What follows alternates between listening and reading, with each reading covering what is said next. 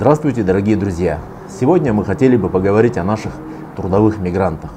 И участник нашего телемоста – это бывший депутат Жогорку Кеңеш Кыргызской Республики, общественный деятель, основатель профсоюза мигрантов и просто человек, болеющий за права кыргызстанцев, Гульнара Дербишева.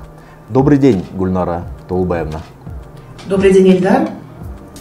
По разным оценкам, за рубежом трудятся около 1 миллиона кыргызстанцев. И от 10 до 100 и более тысяч из них из-за пандемии коронавируса были вынуждены вернуться на родину.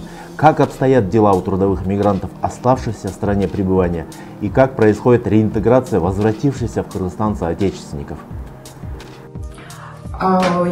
Спасибо, Ильдар, за вопрос. Я представляю профсоюз мигрантов.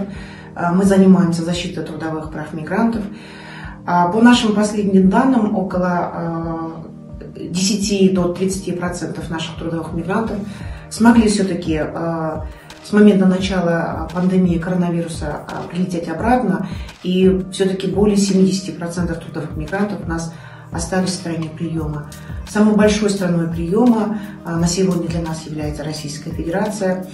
И как и во всех других странах, наши трудовые мигранты в Российской Федерации остались повально без работы, рабочие места сокращаются, предприятия закрываются.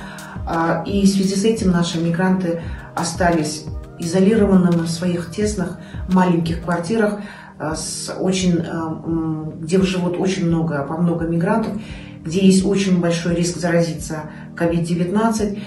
И мы хотим сказать о том, что действительно трудовые мигранты в период изоляции остались в очень тяжелом положении. Осталась какая-то небольшая часть мигрантов, которая все-таки не потеряла работу. Это доставка пищи, это магазины продуктов питания, где остались наши мигранты.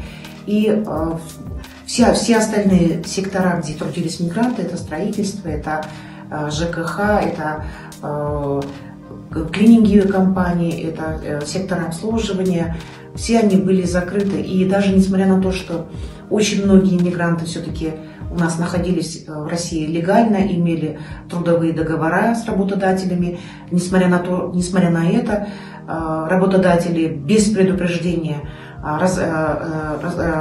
разрывали контракты трудовые с мигрантами и отправляли всех наших мигрантов в неоплачиваемый трудовой отпуск в связи с пандемией коронавируса.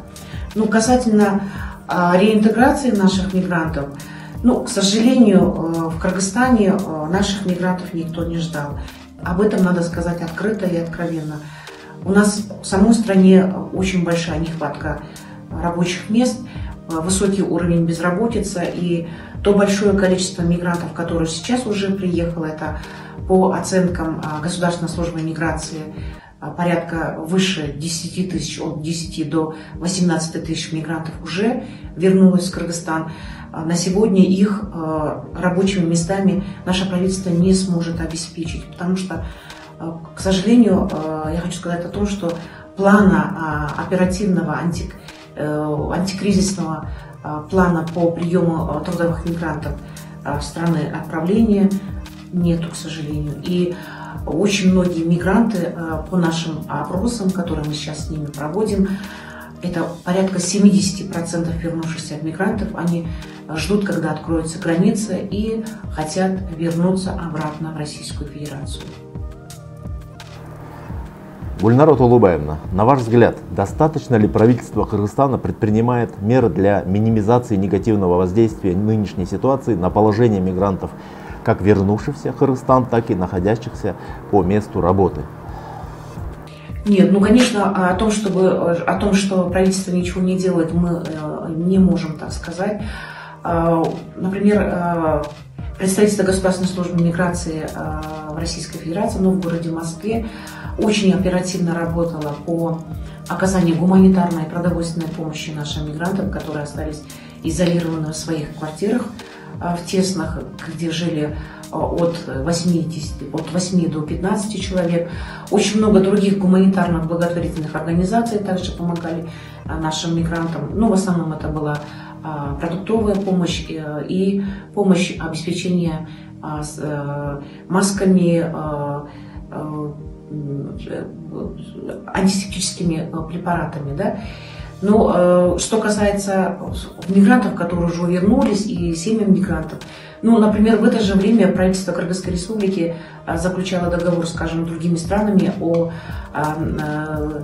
том, чтобы обеспечить работами в других странах. Например, вот Япония предложила порядка 300 тысяч рабочих мест для наших мигрантов, но, к сожалению, через какое-то время сама Япония и объявила Кыргызстан, свои границы закрытыми для Кыргызстана, так как действительно ситуация в Кыргызстане, противоэпидемическая ситуация в Кыргызстане была очень тяжелой. Ну и как человек, который очень давно помогает трудовым мигрантам, я хочу дать совет просто самим мигрантам. Помощь утопающего – дело самих рук утопающего, поэтому мигранты сами должны себе делать рабочие места, сами здесь создавать у себя на родине малый и средний бизнес, а не ждать помощи откуда-то или извне, потому что на самом деле какие-то деньги они себе заработали в России, деньги перевели своим родственникам, и теперь вот эти свои денежные переводы они должны направить на создание малого и среднего бизнеса. Гульнара Толубаевна, давайте пока отложим в сторону эту пандемию. Жизнь была до нее и будет после. Какие самые распространенные нарушения прав наших трудовых мигрантов встречаются в стране пребывания? И какие советы вы могли бы им дать, чтобы быть защищенными? Есть самые распространенные нарушения трудовых прав наших мигрантов в стране приема. Конечно же, первое – это не составление трудовых договоров, то есть очень много работодателей работает в теневом секторе, в неформальном секторе, и поэтому наши мигранты работают, то есть получают зарплату в конверте, то есть это не белая зарплата, это работодатель не исчисляет за мигрантов никаких налогов, это неформальный сектор труда, где трудится очень много наших мигрантов. Следующее – это очень большая продолжительность трудового рабочего дня. У нас согласно вообще нормам Международной организации труда рабочий день, рабочие часы – это должно быть 8 часов в день, в неделю это 40 часов, но, к сожалению, очень много наших мигрантов работают больше положенной нормы, за это им не выплачивается никаких дополнительных надбавок или заработной платы. Следующее – это о том, что очень многим нашим мигрантам не предоставляется трудовых отпусков положенных, не предоставляется, например, женщинам декретных отпусков, пособий по беременности и родам.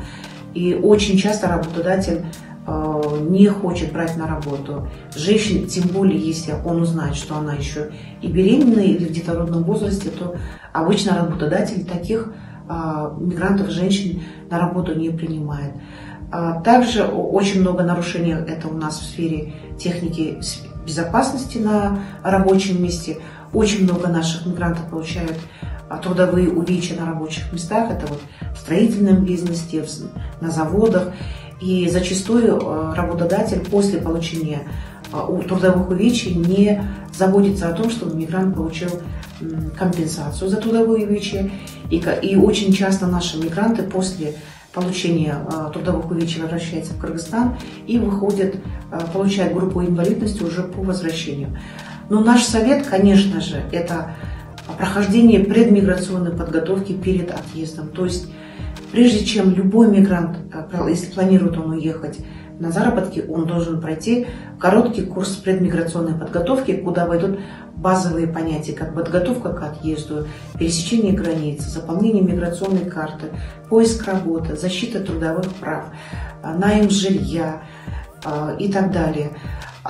Если все-таки мигрант получает такие знания, не зря же говорят, что если ты знаешь, то значит ты вооружен. Если ты владеешь информацией, ты вооружен. Конечно, нужно знать законодательство принимающей страны, те требования и исполнять эти требования, но и также знать свои права, особенно трудовые. То есть работать по контракту, по трудовому договору, чтобы тебе выплачивали, как положено, больничные, отпускные, чтобы ты мог получить какую-то первую медицинскую помощь, чтобы работодатель соблюдал продолжительность рабочего времени, ну и чтобы на рабочем месте не было любых форм трудовой дискриминации. Гульнара Толубаевна, спасибо большое за интересную беседу. Желаем нам всем скорейшего завершения пандемии и, конечно же, благополучия всем нашим гражданам и в том числе трудовым мигрантам.